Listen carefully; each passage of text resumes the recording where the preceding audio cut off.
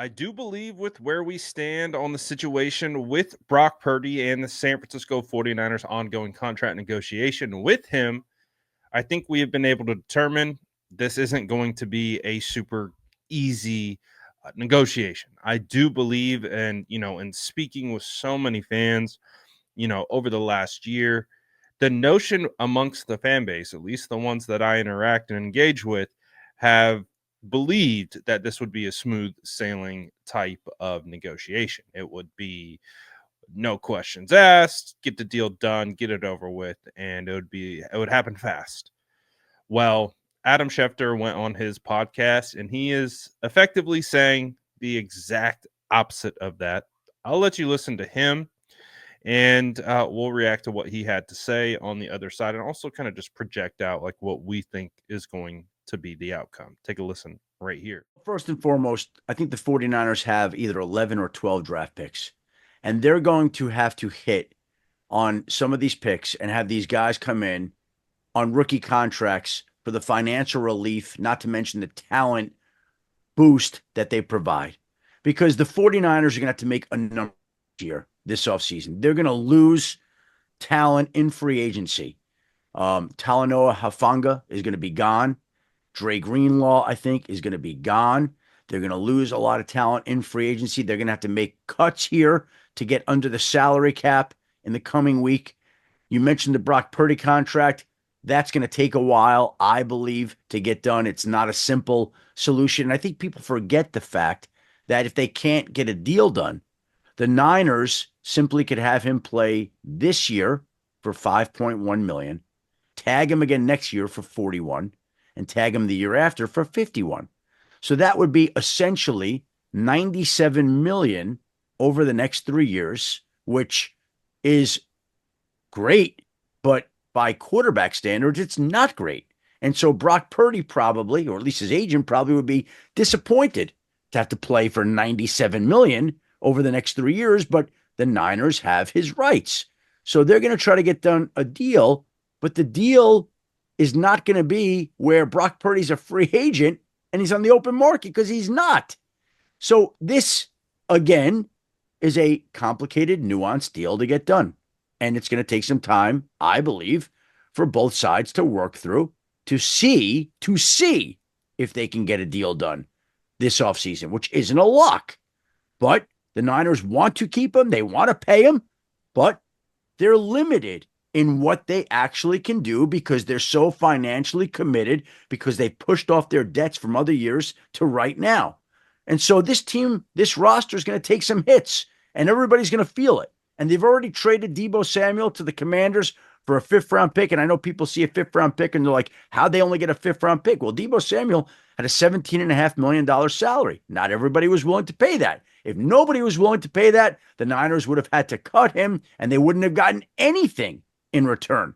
So after talking to the Houston Texans and the Denver Broncos, and those teams were not overly interested, the Commanders were. The Commanders general manager, Adam Peters, worked with Deebo Samuel in San Francisco, knows him well, knows what Deebo can do for that offense, knows how he would complement Terry McLaurin, knows how he would help Jaden Daniels. And so the Commanders make the move for a 5th-round pick. Really not much compensation in return to help upgrade the Commanders roster. But I think this is the start of what's going to be a busy offseason in San Francisco, with San Francisco shedding salary and trying to rein in some of the costs that they've built up from other years. This was the first move. It won't be the last move. So, I mean, when you listen to what he has to say, he calls it a complicated, nuanced deal to get done, and it's going to take some time. So, I mean, I think what Schefter kind of details in the structure, I do believe those are the conversations that are going on right now in the negotiation. I think that's the logic. I think the logic that the 49ers are using is, if we don't sign you and we don't come to terms on the agreement, then this is how we plan on executing this moving forward. You're going to play this year on the $5 million contract. Then we'll tag you. And then after that year, we'll tag you again. That total would come to about $97 million over 3 years. That's not that's not starting quarterback money. That's not franchise QB money. As we know, it's a weird situation just because it's not Brock's fault that the quarterback market has exploded.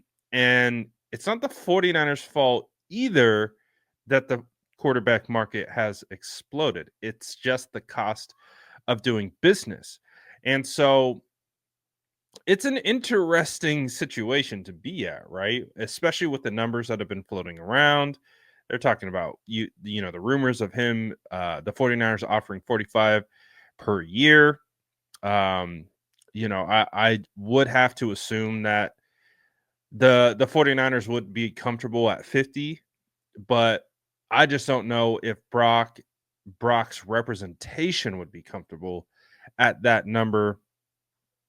And I don't know if they would try to get a little bit higher. And it sounds like basically it's a situation where they're kind of projecting out like this is what the outcome will be if we don't come to terms on a deal, because the issue is Brock isn't a free agent, so he can't negotiate elsewhere unless he's negotiating behind the scenes of like a potential sign and trade situation, kind of like BA had did last year. Even though he ultimately wasn't traded, they had negotiated the deals.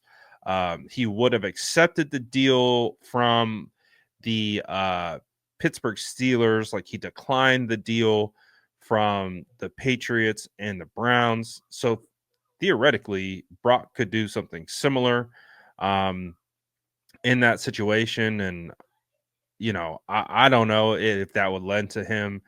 It just opens up the door for a range of outcome that doesn't get Brock signed. And I know that's not where a lot of fans kind of want to live in and want to think about, because I think, there's fans who have a bunch of different feelings on this, but a lot of fans do want this to get done, move forward, Brock's quarterback, and we move on. There's also another contingency of the fan base that doesn't want the 49ers to pay Brock. And, you know, it becomes fascinating because I just think that what and how it is going isn't necessarily matching the majority's fan base perception of how this is going, or expected it to go. So, with all of that being said, um I wish I could tell you what was going to happen.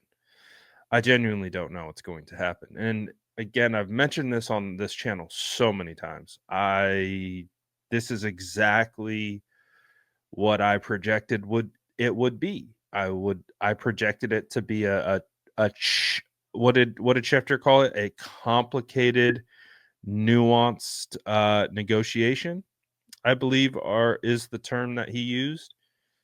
I 100% agree. That's what I expected heading into it, and it appears it is proving to be such. And considering the talk about it within the media, I find the timing interesting because, as you can see, with the